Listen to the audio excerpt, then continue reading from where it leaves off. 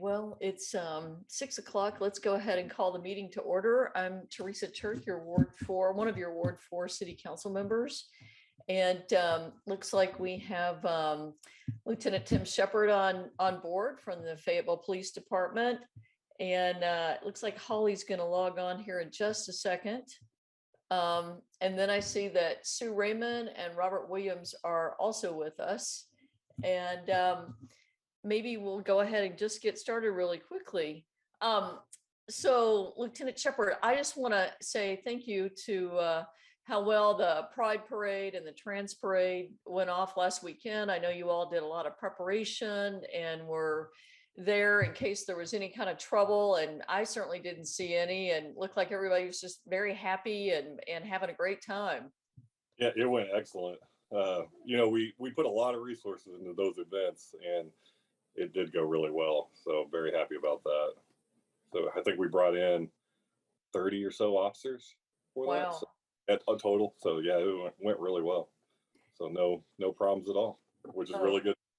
So great. Everybody, from what I saw, everybody seemed to be pretty well behaved, and so yeah, thank you to you and the chief and the other officers for making sure we were in a safe environment and could have a good time. It was fun. I was on the square a little bit. It was actually not bad. It never is though. It always goes pretty smooth. So yeah, pretty happy about that. Great. Hey, Virginia, Holly would like you to send the link to her again. I guess she's having problems finding it or logging in. I will do that right now. Thank you so much. Thank you. So Sue and Robert, I'll just share my agenda that I just kind of have marked down. So I've got the stormwater resolution of intent to discuss maybe tonight, and then the water and sewer rate study, and then if anybody has any comments about Markham Hill. Are there any items that you all would like added to that agenda? I see you're both muted.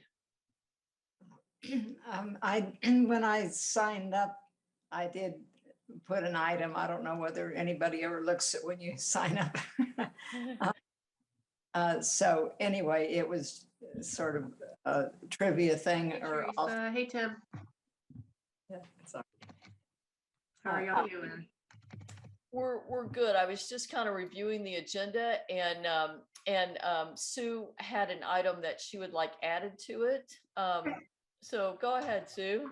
Yeah, well, it's just in the news, there's so much about the vehicle break-ins lately. And then the other thing is all this stuff about the catalytic converters being stolen from cars. And there was that long article in the newspaper about it, but they never addressed the deal about who is buying this stuff. And it's theft by receiving is illegal, I would think. So, I mean, I know that it is illegal, theft by receiving. So where are they dumping this stuff that they're motivated so much to steal them? That's my question. And that Teresa just put it on the agenda and get to it in a little bit. Yeah, we'll add it on there, Sue. And Robert, is there anything that you would like added to the agenda? If you're there, you're muted. No, I don't think so. Okay. So Holly, right before you logged on, I mentioned that what I had was the water and sewer rate study, Markham Hill, stormwater resolution of intent, and then we'll add Sue's vehicle break-in and catalytic converter stolen items. Do you want to add anything to that? I don't think so. Okay, great. Well, maybe I can just start off with the water and rate study, just so everybody's kind of at least a little bit up to speed on that. So last Tuesday night, we had the announcement or the public hearing about that the city of Fayetteville had contracted out with Black and Veatch they're experts, they're national experts, and they do a lot of water and sewer rate studies. So the last one I believe was in 2006 or 7, somewhere around there. It's been quite a long time ago. And they usually do rate studies every 5 years. So this has been 14 years, 15 years. It's been quite a while for us. And during that time, the West Side treatment plant was built. And I guess the city was also waiting for some resolution from EPA on what level of phosphorus they would accept. So that all got kind of worked out. They authorized the rate study. The rate study came back. And the bottom line is City of Fayetteville residents will either see a slight decrease or a level of their rate. And then the residents that are outside of the city, so like Farmington, Elkins, West Fork, their rates are going to go up. And this was Black and Veatch based this on what does it cost to service these areas. So there's no overhead or anything like that. It's just a straight, how much does it cost for the city of Fayetteville to provide drinking water to Farmington, or the city of Fayetteville to provide sewer service to West Fork? Now, we're getting a lot of pushback from these smaller cities because the rates are going to go up pretty high, especially Farmington. West Fork is also, their rates are going to go up quite a bit, and they already have a higher sort of sewer bill because they actually tied in to City of Fayetteville sewer treatment, wastewater sewer treatment process network a couple of years ago. And they did that because West Fork's wastewater treatment plant had been failing for years. I mean, there was all kinds of E. coli right down there on the West Fork of the White River. The ADEQ had cited them many times, and they had to do something. So they did, I think they did the right decision. They tied in with Fayetteville. Fayetteville had plenty of capacity to take on their sewage, but there was a lot of expense that had to go into the people of West Fork to even just tie into the city of Fayetteville. They had to do some pre-treatment and some other things. So I think the next time we're going to talk about this, I think, is on July 19th. But that's going to be a big, I'm sure, a big discussion. And in the meantime, I think Tim Nyander, the head of utilities, is actually going to organize some meetings with the mayors or the utility directors or some of these smaller cities. Black and Veatch is going to be there to explain their study and how they arrived at those numbers and figures. And so just thought I'd give you a little bit of the update. If Robert and Sue and Tim were not on the meeting on Tuesday night. So does anybody have any questions or comments about this before we move on to the next item? Okay, Markham Hill, I'll just be really brief about that. I expected some people to log on, but I don't think they have tonight. Sue, have you got a question? I see you're unmuted. Yeah, I'm sorry, it took me a second to unmute. We actually live just outside the city limits and not in an incorporated area. And so with that discussion, and that, all those annexations that are happening around us, are they going to require us to get on the sewer instead of, if like our neighbors, Yolanda and the Colors, if they get annexed, are we all going to be required to be on the sewer? I'll check on that, but I don't think the city can require you to do that. You're not in the city limits, right? So I don't think that's possible. I think we've had a couple of issues come up recently in the city council where people that were in the county wanted to be on the sewer. And because they were outside of the city limits, the city council had to agree to let them tap into the sewer. And they were right on the border, kind of like where you're going to be here real soon. So I don't believe that you'll be required to do that. Okay. Just wondering, and because there is still quite a bit of Washington County that's not in any incorporated area. So you're not on city sewer and you're not on city water right now, right? Yes, we are on city water. We have been on city water since before we built our house. Okay. They ran the water line out Hugh Mountain Road and it's in our whole neighborhood before any of it was ever annexed. Okay. But you've got a septic tank, I'm guessing, for your sewer.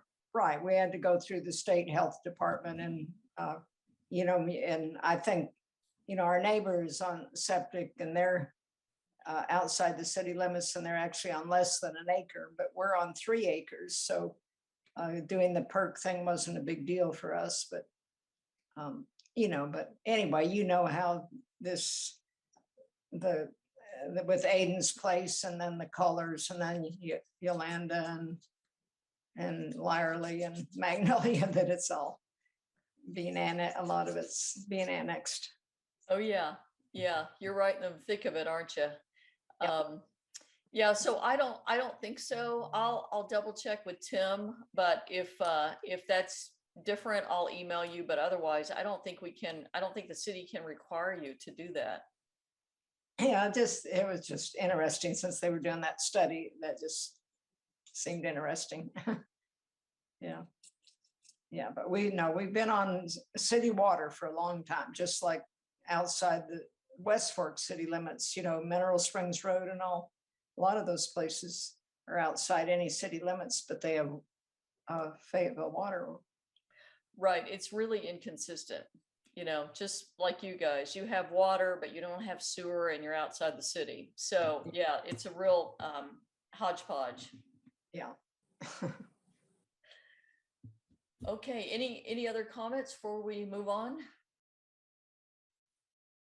Okay, so the next one item is Markham Hill. I thought we would have some people there. I think phase 2 of the development is starting to go through the planning commission. And so I'm seeing some traffic about that. So if anybody's interested, watch the planning commission or the large scale development. I think the second phase is just starting on that item. But I don't really have any information on other than that.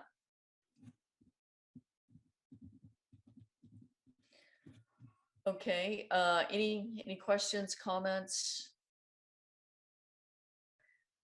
Okay, the third item is the stormwater resolution of intent. So Mr. Williams, who's on the call, requested that I asked that it be pulled off of the consent agenda and put on new business. I plan on doing that tomorrow night.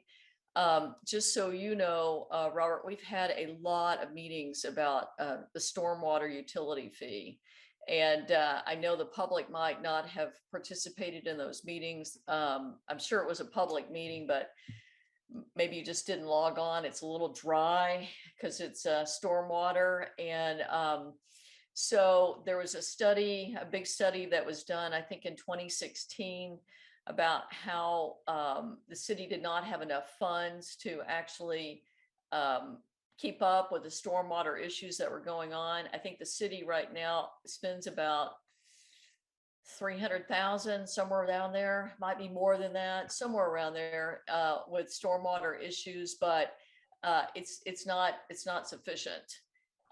They went through a whole study about what needed to be done. They created about 3 or 4 different plans: Plan A, Plan B, Plan C, and Plan BC. And Plan C, I think, was sort of, quote, the Cadillac version. And they did not go with that. They actually went with, I think, the Plan B, which was kind of, they would be able to expand some of the services, make some of the infrastructure changes, and also retrofit some of the stormwater ponds, some of the detention and retention ponds that were that were created before the 2014 upgrade to the plan, the drainage plan. So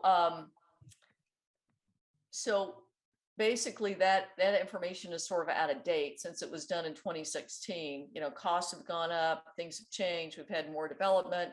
And so this resolution of intent is to actually focus on who the customers are, how do they get the billing figured out, worked out. We had a big discussion about who were the customers. It was, the contractor proposed that everybody in Washington County that owned property be the customers. And Kit, the city attorney, said, no, you can't do that. And as customers can only be those that have sewer service.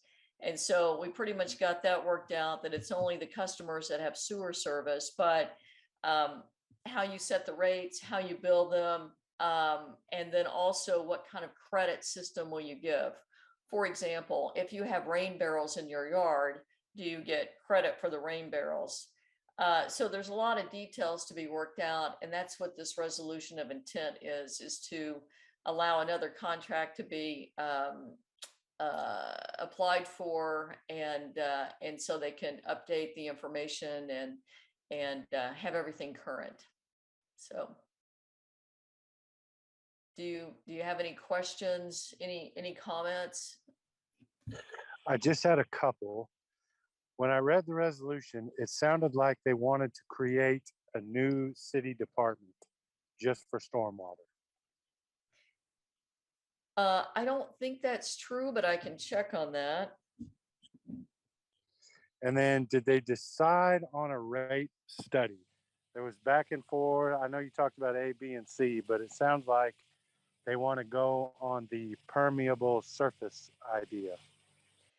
Yes, that's right. It's permeable surface. That the A, B, C, and BC was really about the extent of services, not the calculation of how people would be assessed, but what kind of services would they provide and how much would those cost? So, well, I know that there's not enough money to do what the city needs to do.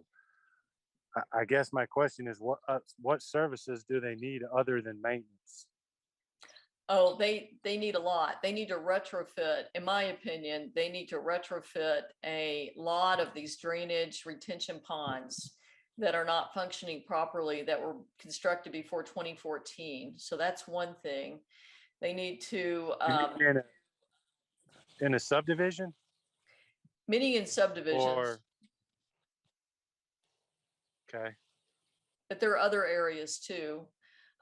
They need to they need to purchase access or easements in older parts of the city so that they can run sewage pipes and be able to do cleanouts and that sort of thing.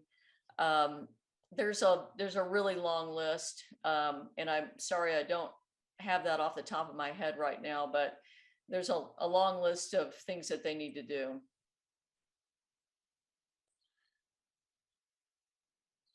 Is the plan then to put it in under the water and sewer department? I think so. I think that's where Alan is right now. And so I think it's under the water and sewer department, but again, I can check on the structure. Okay. But they haven't made any determination about new rates or anything like that. No, they have not. And again, they just finally figured out the customer, who was going to be the customer. Because I mean, I'll just tell you, I said, I don't want to go forward with this if you don't know who the customer is. I don't want to spend a lot of money on somebody saying, oh, it's all the residents of Washington County that own property, even if, and they will be charged, even if there's not a permeable, if there's not impermeable surface on there. I mean, that was one plan. That even though you just have a bare piece of land, that you would be charged a fee. And versus Kit, who said Arkansas state law says that you have to be a sewer customer already. So until they got that worked out, I was not gonna give my blessing or support to moving forward with another study. But that seemed to have gotten resolved. Is there any of that? Are there any reports from that they've decided on, that the staff has decided they want to move forward with? Well, this is coming from the staff.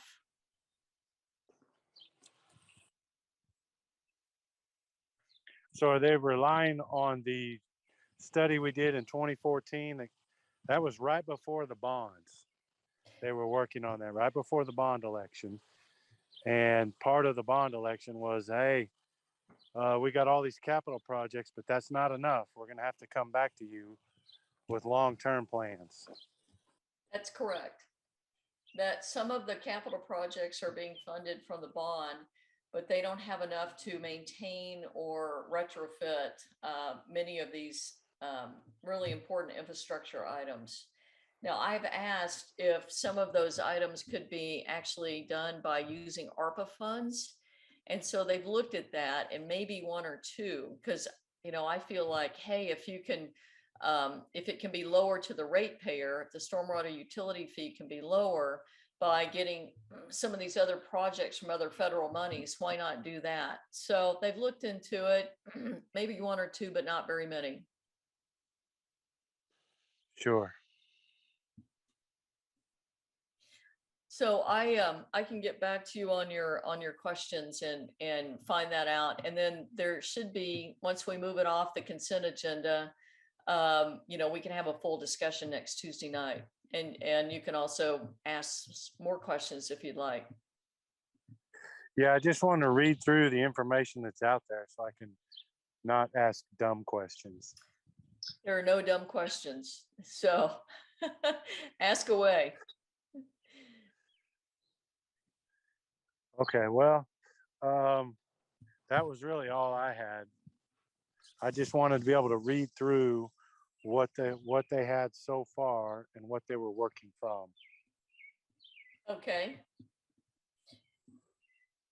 I think some of the resolution is a little lacking detail. So I've tried to get more detail in there.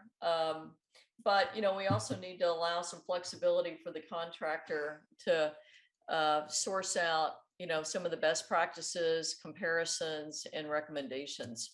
But yes, I'll move it off the consent tomorrow night for sure. Outstanding.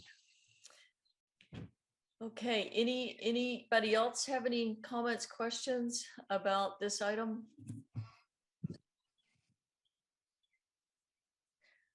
Okay, it's been a long time coming. We've had a lot of meetings about it, but hopefully we can get some of those questions answered for the general public next Tuesday night and have a good discussion about that. Okay.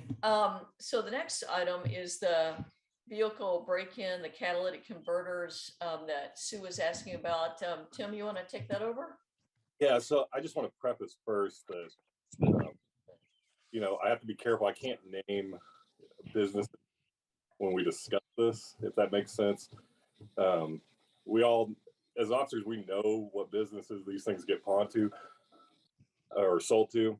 But, you know, I couldn't, in this type of situation, this forum, I don't think it would be appropriate for me to name a business or several businesses that buy that stuff. I just don't think it'd be appropriate. I will say, being here, like the border of Oklahoma, makes it real easy to move that stuff across state lines, and I believe that's where a lot of it goes. I know we've been working to get businesses that do buy scrap metal and such more in compliance, but that's a long frustration we have had. And it's interesting that Susan brought that up. I was just having a discussion with other officers about the frustrations we're having with that issue. And while I'll say we do try to aggressively go after these people, recently, I mean, even last summer, I even got the footage of somebody stealing Cadillac converters last year. It does happen quite frequently. But right now we only have 5 detectives to investigate property crime. Those same detectives also investigate violent crime. So it's definitely a problem, and we're trying to work through it. I think we've made some headway with compliance with some of those businesses recently, but I don't have an answer for that question. Unfortunately, I don't want to lie to people, and I can't name the names that I believe are a part of that. So, are there any other? We can have a conversation, and I'm more than willing to talk outside of this forum. I just can't really name like specific businesses, but also being next to Oklahoma, I know that there's a big interstate. You know, a lot of that stuff gets shuttled across the state lines, especially when there's stuff that doesn't have serial numbers and traceable information, like obviously a vehicle or something like that has a serial number, a laptop and such, but it definitely is hard to scrap metal. So, and as far as car break-ins, we always see an uptick in the summer months with that. On Sunday, I think we took 7 car break-in reports. That's the ones that actually notice property stolen. Usually it's quite more frequently than what's reported to us, but we had 6 on just one small street over the course of the night. One thing that is helping us catch them a lot more is people have a lot more of the Ring devices or the home monitoring, which does help us a lot. So getting help us go after these people. But is there any questions to what I've said?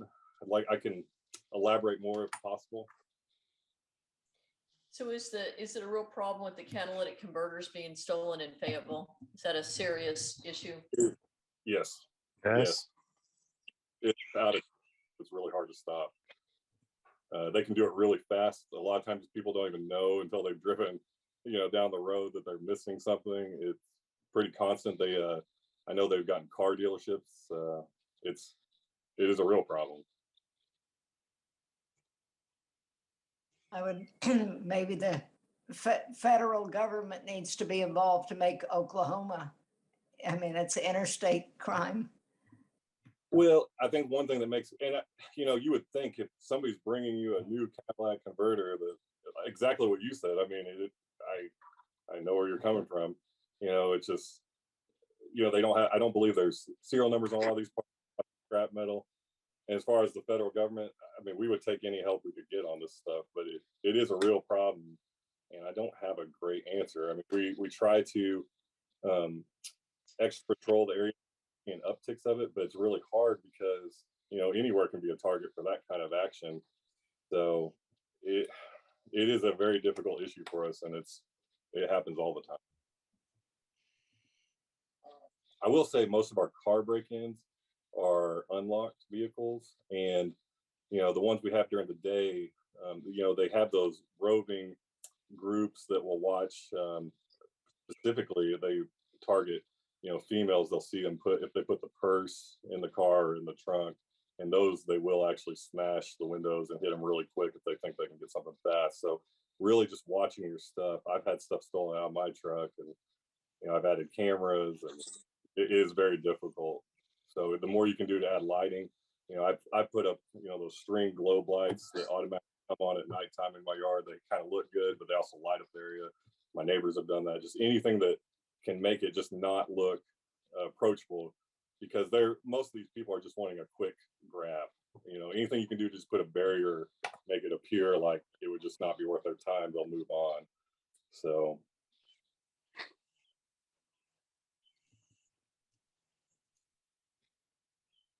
It's a good summary. Yeah, well, thanks for the Oklahoma connection. Does answer my, just because since they're rare metals, you would think that you couldn't take it just down to South School Street and turn it in for a few bucks. You would think that, but I don't know if that's always going to be the case. So that's great. It's making me think I need to light up my yard a lot more than I do. So ounce of prevention, right? Anybody else have any other items or comments? Holly, do you have any updates on transportation or anything informative to with our Ward 4 residents? I don't have any updates, but I do have a lighting tip if anybody wants it. I got these pots, these big planter pots, and I painted them with glow-in-the-dark paint, and it lights up. You can put it in the front yard or backyard. It's a really cheap way to add lighting. So yeah, fun fact. And that was easy to get the glow-in-the-dark paint? Mm-hmm. Like at Lowe's? You can get it at Lowe's or Home Depot, or you can order it online too. It's probably cheaper online. Cool, that's a great idea. I might have to do that. Yeah. That's all I got. So with the transportation thing, you reminded me of something I've wondered about. So with the new school going in on South Ruppel. Mhm.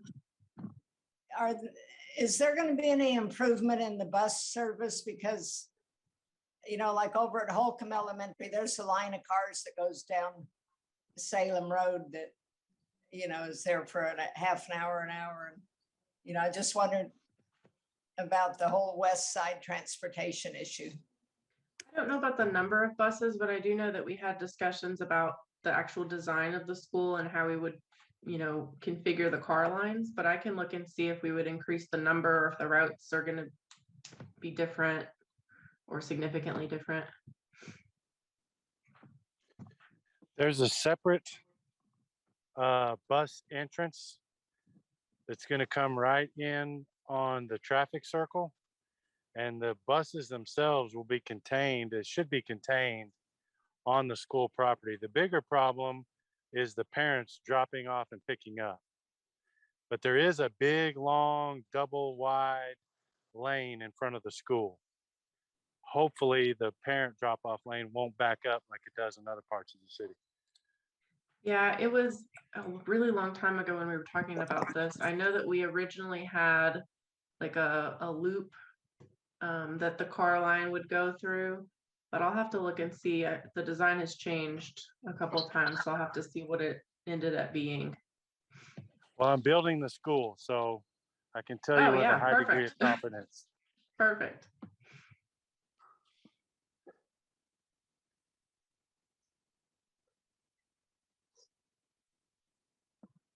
Susan, do you have any other questions? No, I just was thinking in general that the west side of Fayetteville, if someone doesn't want to be totally dependent on their car, if they want to actually take a bus to work, it's pretty impossible. I just wondered if that's ever going to change.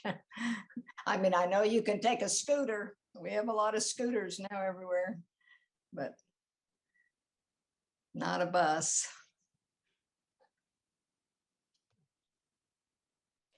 Yeah, I don't, I don't know if we have the density over there to make that work. I don't really know. Holly, do you guys discuss that often? About, I mean, I've never been on transportation, so I don't know what your agendas are or anything like that. No, we don't discuss that often, but I can ask Chris.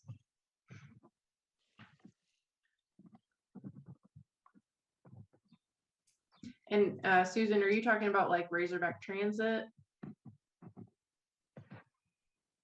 Well, I know that for years that the only bus service in town was the university. Everything went to the university bus depot, but I just meant now that we have that regional bus service, where I see the buses going up and down College and all. And I lived for a number of years in New Orleans, and you didn't actually need to own a car in New Orleans, but that's very different from here. But I know that there are a lot of apartment complexes now west of the interstate and more on the way. And a lot of those people that live in apartment complexes and commute across the interstate to more central Fayetteville, that to not have to use another parking deck, to be able to just take the bus to work and take the bus home and not have a parking deck, really makes a big difference in a city. Well, I'll ask Chris about the density on the west side and see if there's any plans for increasing those routes. And what maybe the threshold would be, to where one would be established or more frequent. Mm-hmm.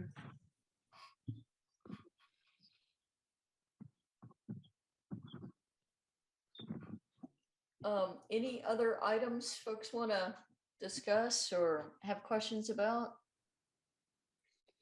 Do either of you know if the Fayetteville Housing Authority filled their 2 empty slots on their board? I do know the answer to that, and yes, they did. I think there's a third spot that's open, but we were not given a name in time to review or approve that position. Oh, there was three. There was an empty spot. And then I saw where one of the residents had passed away that was on the council or on the board, but I didn't know there was another spot. And then I think another one resigned.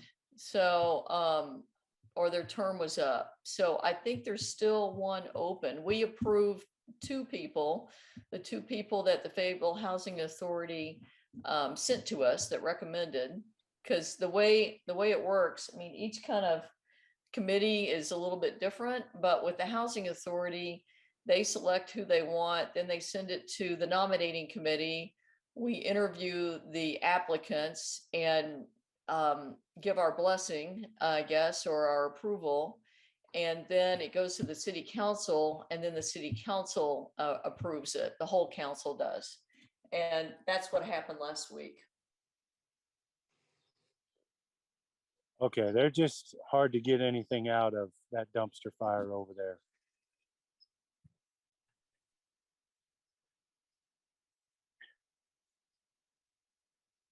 Well, I tell you, one of the new members that was approved is an attorney, and she's done a lot of work with federal contracts, and I think she will be a real good asset to them to make sure they're complying with federal regulations and reading the regulations properly. So I was pretty impressed with her. I thought she was going to be a really great addition to the authority and would help steer the ship into a good place. I hope so. I really hope so. That's a critical piece. That's a critical need. And it's just self-destructing over there. It's gotten real complicated, that's for sure. Okay, any other questions, comments before we close the meeting tonight?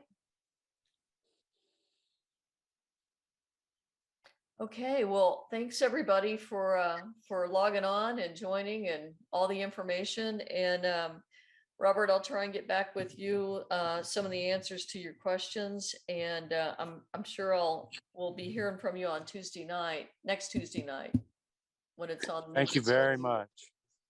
No problem. I think it needed to be off consent. I was surprised that that's where it was located. So that was surprising to me.